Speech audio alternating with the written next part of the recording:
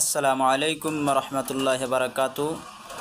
আমার প্রিয় দর্শকবৃন্দ, আসুন আজকে আমরা গুরুত্বপূর্ণ একটি বিষয় নিয়ে আলোচনা করি। সেই বিষয়টি হচ্ছে জুমার দিনে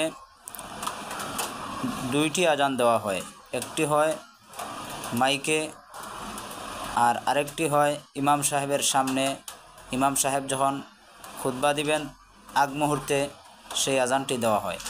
এই যে দুইটি আজান, এই দুইটি আজানের মধ্যে কোনো একটি আজান দেওয়া কি বেদাত, না উভয় আজান সুন্নতসম্মত রাসূল সাল্লাল্লাহু আলাইহি সাল্লাম এবং সাহাবায়ে কেরাম থেকে প্রমাণিত আছে? আসুন আমরা এই বিষয়ে কিছুটা কোরআন এবং হাদিসের আলোকে কিছুটা জেনে নিই। আমার সম্মানিত বন্ধুগণ, এই যে মুসলমানদের সাপ্তাহিক ঈদের দিন, সাপ্তাহিক খুশির দিন, গুনাহ মাফের দিন, আল্লাহ পাকের কাছে ক্ষমা চাওয়ার দিন, এই দিনে দুইটি আজান দেওয়া হয়। সপ্তাহের আর কোনো দিন এরকমভাবে দুইটি আজান দেওয়া হয় না। এই যে দুইটি আজান দেওয়া হয়, কেন দেওয়া হয়? গুরুত্ব বোঝানোর জন্য প্রথম আজান দেওয়া হয় এবং দ্বিতীয় আজান দেওয়া হয়। এই উভয় আজানের দ্বারা উদ্দেশ্য হচ্ছে গুরুত্ব বোঝানো। নবী করিম সাল্লাল্লাহু আলাইহি সাল্লামের যুগে একটি আজান ছিল। হযরত আবু বকরের খেলাফত আমলে একটি আজান ছিল জুমার দিনে। হযরত উমর রাদিয়াল্লাহু তাআলার খেলাফত আমলেও একটি আজান ছিল জুমার দিনে। হযরত উসমান গনি রাদিয়াল্লাহু তাআলার খেলাফত আমলে আরেকটি আজানের প্রচলন ঘটে, আরেকটি আজান চালু হয়। তাহলে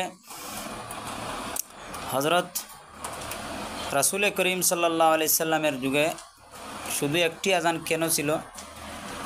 আবু বকরের যুগেও শুধু একটি আজান কেন ছিল? উমরের যুগেও কেন একটি আজান ছিল? তারা কেন দুইটি আজান চালু করলেন না? এর সংক্ষেপে উত্তর হচ্ছে, হযরত রাসূল করিম সাল্লাল্লাহু আলাইহি সাল্লাম এবং আবু বকর উমর রাদিয়াল্লাহু তাআলা আনহুমা পর্যন্ত মুসলমানের সংখ্যা কিছুটা কম ছিল, বিদায় আরেকটি আজান চালু করার প্রয়োজন পড়েনি। বুখারী শরীফের হাদিসের মধ্যে আছে, এই হাদিসটি শরহুস সুন্নাহ হাদিসের কিতাবেও আছে, তিরমিজি শরীফের হাদিসের কিতাবেও আছে, ইবনে মাজাহ শরীফের হাদিসের কিতাবেও আছে, আরও বিভিন্ন হাদিসের কিতাবে আছে। হযরত সাইব ইবনে ইয়াজিদ রাদিয়াল্লাহু তাআলা আনহু তিনি বলেন যে নবী করিম সাল্লাল্লাহু আলাইহি সাল্লামের যুগে এক আজানের প্রচলন ছিল, চালু ছিল। হযরত আবু বকরের যুগেও এক আজান ছিল, হযরত উমরের যুগে এক আজান ছিল, হযরত ওসমান রাদিয়াল্লাহু তাআলা আনহু দ্বিতীয় আরেকটি আজান চালু করেন। এই যে দ্বিতীয় আজানটি হযরত ওসমান রাদিয়াল্লাহু তাআলা আনহু চালু করেন, তিনি কেন চালু করেছেন? গুরুত্ব বোঝানোর জন্য এবং মানুষের সংখ্যা যে দিন দিন বাড়তে আছে, বৃদ্ধি পাচ্ছে, সেই মানুষের সংখ্যা বৃদ্ধি পাওয়ার উপর ভিত্তি করে হযরত ওসমান রাদিয়াল্লাহু তাআলা আনহু ইজমায়ে সাহাবার দ্বারা সমস্ত সাহাবায়ে কেরামের ঐক্যমতের ভিত্তিতে জুমার নামাজের জন্য যে দ্বিতীয় আজানটি তিনি চালু করেন। দ্বিতীয় আজান কোনটি?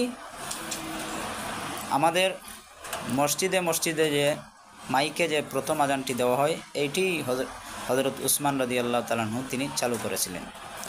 মদিনার জাওরা নামক বাজারে এই আজানটি চালু করেছিলেন। আমার বন্ধুগণ, এই যে আজানটি তিনি চালু করেছিলেন ইজমায়ে সাহাবার ভিত্তিতে। শরীয়তের দলিল চারটি: কোরআন, হাদিস, ইজমায়ে সাহাবা তথা ইজমায়ে উম্মত এবং কিয়াস। এই শরীয়তের চার দলিলের 3 নম্বর দলিল হচ্ছে ইজমায়ে উম্মত। ইজমায়ে সাহাবা, সমস্ত সাহাবায়ে কেরামের ঐক্যমত যে এই আজানটি তাদের ঐক্যমতের ভিত্তিতে চালু হয়েছে, বিদায় বোঝা গেল এটিও সুন্নত। তাছাড়া নবী করিম সাল্লামের হাদিসের মধ্যে আছে, আলাইকুম বিসুন্নতি ওয়া সুন্নাতিল খুলাফায়ে রাশিদিন আল মাহদিয়্যিন। নবীজির সুন্নতির উপর আমল করা আমাদের উপর যেরকম ওয়াজিব, নবীজির খুলাফায়ে রাশিদিন সাহাবাদের সুন্নতির উপর আমাদের আমল করা ওয়াজিব। সেই হিসাবে হযরত উসমান গনি রাদিয়াল্লাহু তাআলা আনহু তিনি খুলাফায়ে রাশিদিনের একজন ছিলেন এবং সমস্ত সাহাবায়ে কেরাম যেহেতু এই বিষয়ে ঐক্যমত পোষণ করেছেন, তাই এই জুমার দিনে আমরা যে প্রথম আজানটি দেই, যেটি ইসলামের ধারাবাহিকতার হিসাবে দ্বিতীয় আজান, সেই আজানটি বেদাত নয়, সেই আজানটি দেওয়া বেদাত নয়, এটা সাহাবায়ে কেরাম রাদিয়াল্লাহু তাআলা আনহুম এর দ্বারা সুন্নত প্রমাণিত হয়েছে। তাই বন্ধুগণ, নবীজির কৌল হিসাবে, নবীজির বাণী হিসাবে, নবীজির সুন্নতের উপর আমল করা আমাদের যেরকম ওয়াজিব, নবীজির সাহাবাদের খোলাফায়ে রাশিদিনদের কৌলের উপরও, কথার উপরও আমাদের আমল করা ওয়াজিব প্রমাণিত হয়। তাহলে বোঝা গেল এই যে জুমার দিনে যে আরেকটি আজান আমরা প্রদান করি, সেই আজানটির প্রচলন কোথায় থেকে হয়েছে এবং কে করেছেন, এটা কি বেদাত না সুন্নত, আমরা এই সংক্ষেপ আলোচনার দ্বারা এটুকু বুঝতে পারলাম। আল্লাহ পাক রব্বুল আলামিন আমাদেরকে আমল করার তৌফিক দান করেন।